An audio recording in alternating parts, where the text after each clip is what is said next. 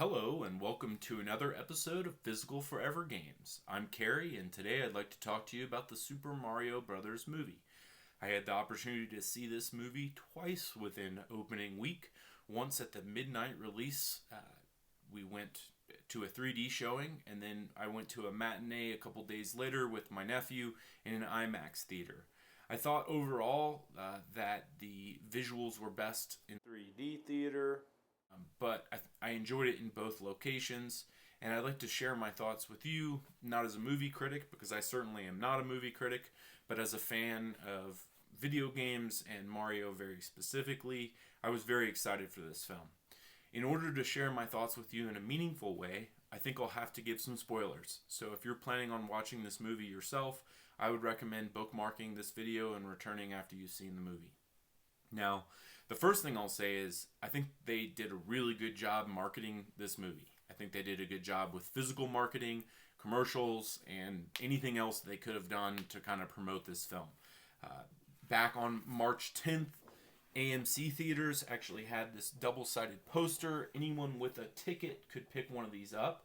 And I have two extra that I will be giving away to people that like, comment, and subscribe on this video.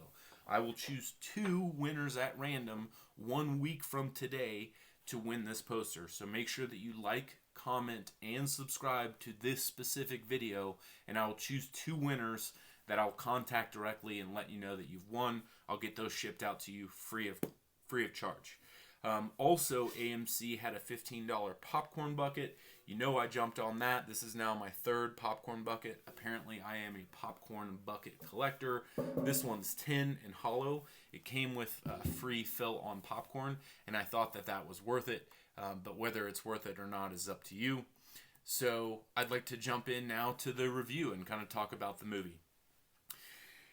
Basically, the plot is we've got another take where Mario and Luigi are plumbers living in New York City, specifically Queens and Brooklyn. They're really wanting to orient their career into plumbing and become the best plumbers in New York. So Mario convinces Luigi to quit his day job, and they make a fancy high-dollar budget, at least high dollar for their budget.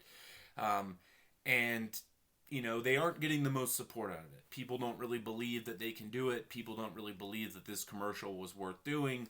And, but they do. And Mario thinks they can make it, and they have a dream. They go to their first job, and things go a little bit awry. It's in a very fancy apartment, and they end up leaving it in worse condition than they arrived there. So at the end of their first day, they've only had one customer, and they're not really feeling like maybe this was the right decision.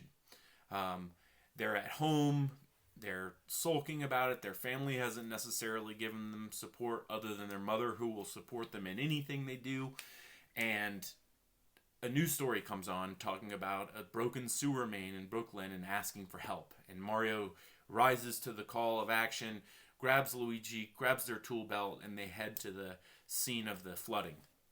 They actually go down into the sewer in an attempt to shut off that sewer main valve, and in doing so, there's a bit of a collapse, revealing a sealed-off portion of the sewers.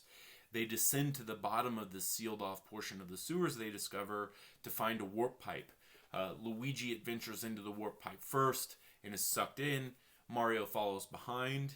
In traveling through the warp pipe, they're separated, with Luigi heading off to Bowser's Land and Mario heading off to the Mushroom Kingdom.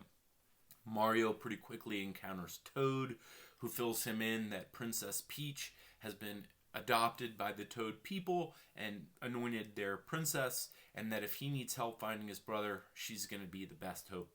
So Mario and Toad make the adventure to Princess Peach's castle. They get into the castle, and with some resistance, Mario's able to encounter Princess Peach. He explains his plight, begs for help in saving his brother, and Peach explains that she's also got a problem. The Toads have discovered that Bowser has attacked the Ice Kingdom, stolen the Superstar, and is on his way to the Mushroom Kingdom to wreak havoc and try to take over their world. So she agrees to help Mario if he can pass a basic platforming exam, and Mario's going to help her. She's going to help Mario. It's a mutually beneficial arrangement that they have here. So they, though, once Mario kind of passes this evaluation, they realize that the Toads aren't going to be able to do much. They're going to need outside help. And so they decide to go to the Kongs and to plead for the Kong army's assistance in stopping the King of the Koopas from invading the Mushroom Kingdom. We get to go to the Jungle Kingdom. We enter and make it all the way to the top, the castle, where we encounter Cranky Kong. Cranky Kong reluctant to give any help to Mario and Peach in the Mushroom Kingdom unless Mario can rise to the challenge of defeating his son, Donkey Kong, in one-on-one combat. And here we have an epic battle arena type scene where, for the most part, Mario is being pummeled by Donkey Kong until he obtains the cat power and swipes Donkey Kong unconscious.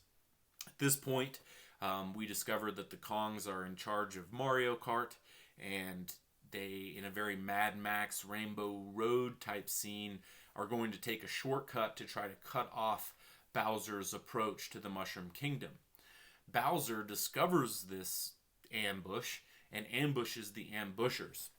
And in a really epic scene, maybe one of the most exciting of the film, the ambush party of Kongs is cut off, and both Mario and Donkey Kong are knocked off the track. They get swallowed by a giant eel, while the remainder of the Kongs and Princess Peach are captured by Bowser.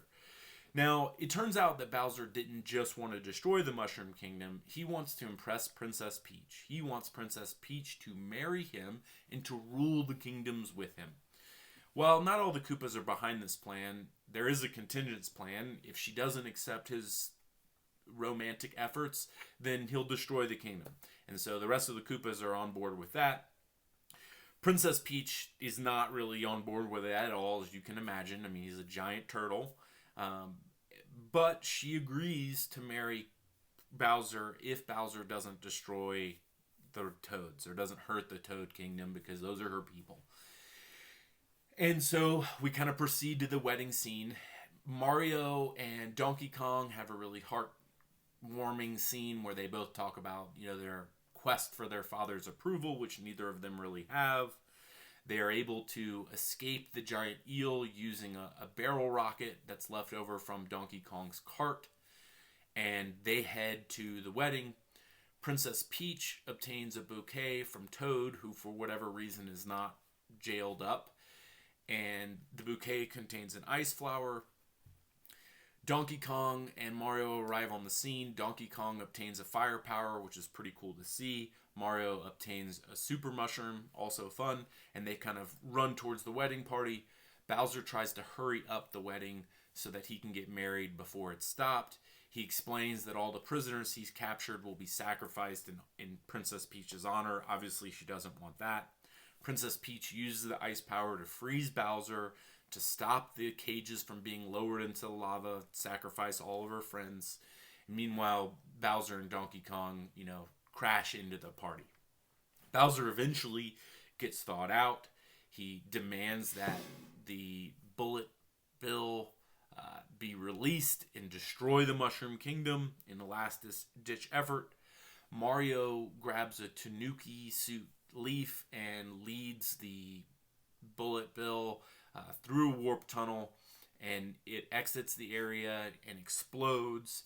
But the explosion actually sucks Bowser's ship and everyone on it out of the Mushroom Kingdom and into Brooklyn. So now we've got all the characters in Brooklyn, and the superstars there. Mario and Luigi are united, but they're kind of powerless to Bowser. And so there's a pretty epic battle scene here. Mario and Luigi eventually grab the superstar at the same time and then beat the crap out of Bowser before feeding him a mini mushroom and putting him in a jar and presenting him to Princess Peach as a prize. Then we get a nice closing scene where Mario and Luigi are now indeed successful plumbers. They have saved Brooklyn and the Mushroom Kingdom, and now, they're able to visit the Mushroom Kingdom wherever they want. They seem to have really found their place, finally. Post-credits, we get a reprise of Bowser's Peach's song, which was one of the funniest parts of the movie, as well as post all credits, we zoom back down to the lower sewers where we see a green and white egg hatch, followed by a Yoshi sound effect, promising that there will be sequel, and hopefully this one involves more than just a quick fainting glimpse of Yoshi. So that's the basic plot here. It's really simple. I don't think they took many risks, but that's probably a good thing, because I think the more risks that were taken, the more critiques we'd have from the real fans, and that's who this movie was made for: families, children, and fans of the series. Not really just the general populace, and I think that's okay. So, looking at some of the evaluation of this movie, some of the places where it lost points were saying the movie wasn't long enough. This was almost exactly an hour and a half, which was great for my nephew's attention span, for instance. And I think it was good for my attention span too, to be honest. But if we look at Mario games, most Mario games range from about 5 hours to complete to about 20 hours, which is relatively low on the length of games. So the fact that this movie was short actually may be true to how Mario games are actually structured. And if you think about it, most of the game is not cutscenes, it's actually gameplay. And so when we look at the actual cutscenes from Mario games' past entries, they're not very long. And so I think that that was actually accurate, and the length of the movie is by no means a weak point. That said, I think there were some weak points in this movie, and I'd like to address those so that we can be objective in our review. I think that the Kongs were not necessary in the first movie. I know they wanted a big bad character. I think that could have been achieved by some other characters that are in the Mario universe. We could have had Yoshi in the first movie more than just a kind of run-by cameo. The Kongs being in charge of Mario Kart, in my opinion, is not really canon. Certainly the Kongs do love karting. Diddy Kong has his own karting game, which is one of the best karting games ever made. But in Mario Kart, in none of the menus, in none of the lore of Mario Kart, have we ever had the Kongs being in charge of or controlling Mario Kart. And in the movie, it did kind of seem like that. Also, the Jungle Kingdom is not really part of any of Mario's worlds, so that felt a little weird too, and it felt like anyone who actually knows the games would see that as an odd plot mechanic. Then we have the star power itself. It seemed like in the movie there was only one star power, and that star power was maybe a little bit more powerful than it would be in the games. Star powers in the games do allow characters to be briefly invincible. However, there are some limitations to that, including a time limit. You can't fall off the map. It doesn't allow you to just one-hit bosses. It doesn't really give you extra attacks. It just makes you invulnerable. Here, and only one player can grab it. Here, Mario and Luigi grab it at the same time, and with a single star power, both activate it. And that isn't really canon either. But none of those things were really too big of a deal, and honestly, I know that because this is Hollywood, they had to adapt it, they had to make it work for the big screen, and I'm not going to dock too many points for any of those things, but those were 3 weak points that I kind of saw in the film. Now, on the pro side, there were a ton of Easter eggs. The Easter eggs ranged from Castle Pizza at the very beginning of the film. Mario and Luigi are kind of running, and it becomes like a platforming sequence very familiar to anyone that's played the game, even ending with a flagpole drop right into Castle Pizza, where we see all kind of references hanging on the walls. Duck Hunt, Punch-Out, we've got a Donkey Kong stand-up arcade machine called Jumpman. So there's a lot of tie-ins right there off the bat. And the first house, for instance, that Mario and Luigi go to be plumbers at, whenever the couple that summoned them there for help is sitting on the couch, we'll see that one of them is reading a book called Galaxy. It's got one of the Mario Galaxy planets on the cover. And there's lots of those kind of topical Easter eggs scattered throughout the film. Those are just some that I noticed on my 2 watches, and I wasn't able to pause the film. And once I'm able to have the movie at home and enjoy it with pause and slow, I'm sure there's a lot of other Easter eggs to be caught in this. But, whenever we go into Mario and Luigi's room, there's a Star Fox statue on top of the TV, and there's lots of those types of things kind of peppered in. The one thing I'll say about the Easter eggs, and I'm not going to subtract points here, but as a fan of the universe, I did notice most of the Easter eggs were really just like a little visual cue. They weren't really in depth. It didn't really take much other than having seen them once before to recognize them. And, maybe they didn't really want to hide the Easter eggs in too deeply. I get that. But they seemed really topical and not really depth or lengthy Easter eggs. So I will say that. Now, as far as the characters here, I think there were really great character choices, other than potentially rushing of the Kongs, which I mentioned, and the omission of Yoshi, which I mentioned. I feel like the core cast was done very well. I feel like the voicing was done really well, with the exception of Cranky Kong. Now, we haven't really had many examples of Cranky Kong's voice in past games. However, I can tell you that in the past games, the voice that he had was nothing like the one in this movie. And a lot of people gave Chris Pratt and Charlie Day flack for not really doing the Italian voice too much. But honestly, I think that made the movie a little easier to watch. And had they done a very Italian voice, it may have been picked apart because it may have been, not like the Italian voices they had in the games. And that was something that happened with Cranky Kong. Rather than just doing a normal voice, they added this voice to Cranky Kong. It becomes glaringly different than the video games, and it becomes kind of a distraction from the movie. Cranky Kong's attitude also seemed a little softer than he would be in the video games. He was definitely more cranky in the games, and that was something I've come to expect from that character. Toad was fantastic comedic relief, both physically and also some of his lines. I mean, when he pulls up in that giant monster cart, I laughed out loud. That was one of the funniest things in the movie, other than Bowser's Peaches, which is written by Jack Black, and the music video's out now if you want to see that. Pretty funny stuff. I will say I think Peach had the most engaging character. She was a total bad A in this film, and she could have very well been the protagonist, and at many points it felt like she was. She taught Mario how to platform, and it was cool to see her depicted in such a light. I enjoyed the cameos, some of the smaller characters who were depicted. At the wedding scene, we see King Babam. We also see King Boo in the crowd, and there were a lot of other Koopalings that didn't really get much feature time, but were shown in passing, and I really like that. I'd like to see more of those characters as we move into, potentially future films.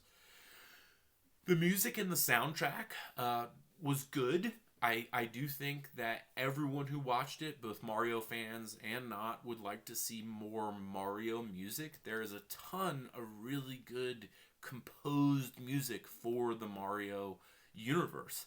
And while there were many short versions of these songs, like when Mario knocks out Donkey Kong, we hear the Donkey Kong theme, doom, doom, doom, doom, doom. It wasn't the full song. And also, one of my favorite portions of the Donkey Kong sequence was that they included the DK rap, which if you played Donkey Kong 64, you'll immediately recognize. However, they didn't give credit to the artist, which that's certainly an issue. But the bigger issue is it was only the very beginning of the song. They didn't play the whole song. They didn't really get into it. And other characters that are involved in the song, Diddy Kong, Cranky Kong, for instance, were present in the movie. They could have gotten further into that song. That song is awesome. If you haven't heard the DK rap, go check it out. Go play Donkey Kong 64 or listen to it on YouTube, however you want to access it. But it was kind of disappointing to only hear the beginning of that song. And that goes for a lot of the Mario and Nintendo Universe songs. They just kind of give us little samplings. Many of the songs that were included, other than Peaches, Peaches, Peaches, Jack Black's song, were kind of trophy. And I felt like that was funny, but it wasn't really necessary. I feel like there's enough music in the Mario universe to have filled those in. Hearing real life songs wasn't necessary, but for me it really wasn't a detractor. I think they used songs that may have been popular at the times the games released, and so I understand that. Ultimately, I feel like the music and the soundtrack was good, but not great. Overall, I think this film was a great jumping off point, and they certainly set us up for sequel, both with the story and the world building. Now we've got Mario introduced to the world, and I think there's a lot of other characters and worlds and stories that they can kind of jump off on, and I'm excited to see what they do with it moving forward. I think ultimately, when people are watching this and they're saying, oh, the film wasn't as in-depth as the game, what you got to remember is even the shortest Mario game probably takes around 5 hours to beat, assuming you aren't doing any cheap warp tunnels or anything. So, you're going to get a lot more time to flush out a story in a video game. Ultimately, video games are a better medium for experiencing these characters than film. That said, film allows people who otherwise would not engage with these characters or beat these games to kind of see a little bit more about the story other than the first level that they may have played as a child. And I think that's great. I think this allows people who are fans of the series to see it on the big screen in an honorable way, albeit not as good as the games. I left the movies wanting to play Mario, and I feel like in that way they did a great job. The movie is an advertisement for Nintendo. And in fact, the fact that Mario and Luigi made a commercial at the beginning and joke about it being cinema versus a commercial is kind of a reference to the whole movie. And I think that they nailed that right off the bat. Kind of heads off a lot of what the film critics had to say about the film. We really didn't want an overly long and drawn out plot for this Mario movie. That would have led to more stuff being inserted that just wasn't right, that would have insulted fans, or that would have made the story outlandish. And that was something critics really took away a lot of points for, was that the story, wasn't really that creative or any of this. One thing I'll say to those critics on that end is that, none of the Mario games start off with Mario and Luigi being in Brooklyn. That's something that only the film adaptations or TV show adaptations have ever really done. If you've played a Mario game, Mario lives in the Mushroom Kingdom. Mario's in that world, and Mario's very familiar with that. This movie gave us a way to take Mario from being an actual human and getting into the game world, and showed us kind of their own foundation for how that happens. And in that way, I think they did take a little bit of adventure. Now, that said, Bowser wants the princess, he wants the Mushroom Kingdom, Mario's got to stop it, and so in that way it followed the formula, but what else did you expect? I feel like had they varied from that, people wouldn't have been happy. And so overall, I think that the length of the film was not an issue. They set up for future films, and I'm excited about that. I would like to see, for instance, the Luigi's Mansion film that people have referenced that Charlie Day has said he'd be willing to do. I don't want to see these overdone. I do think that video games are the best medium for these characters, and I don't think that if we make a ton of movies, it's going to benefit Nintendo in any way. Nintendo should focus on what Nintendo does best, and that's making video games. But I am glad to see that they've made a movie that will not be a financial flop for them, that may lead to them doing more of their universe on the big screen, and I think that there's a lot of other characters that would be amazing to see on the big screen. I know we've had a long time without a Metroid new entry. I'd love to, for instance, see a Metroid movie. But let's not go too far on that. Overall, I think if you look at Rotten Tomatoes, the scores are off. I think critics giving this movie a 50% is ridiculous. What kind of professional critic trashes a children's movie? Beyond that, we've got audiences giving this a 98%. 98% is almost perfect. This movie was not almost perfect. It was enjoyable, it was fun, and as a friend recently made the comparison, it was kind of like a junk food movie. And that is okay, especially for a movie about fictitious characters from a video game. Overall, I would give this movie a solid 75. I was happy to see it. I thought it was fun. I left in a good mood both times. And ultimately, I'll see it again. I'll buy it when it comes out physically, and I'll watch other Mario movies when they come out. If you agree, please let me know in the comments. If you disagree, please let me know why in the comments as well. I appreciate you watching. And make sure that you like, comment, and subscribe for your chance to win one of these double-sided posters that were given out at AMC Theaters. Again, I will announce the winners 1 week from the time that I post this video. And if you like, comment, and subscribe, I will randomly select 2 winners for that. So Game Boys and Game Girls, thanks for joining for another week of Physical Forever Games. And I look forward to joining you with more content as we move forward. Take care.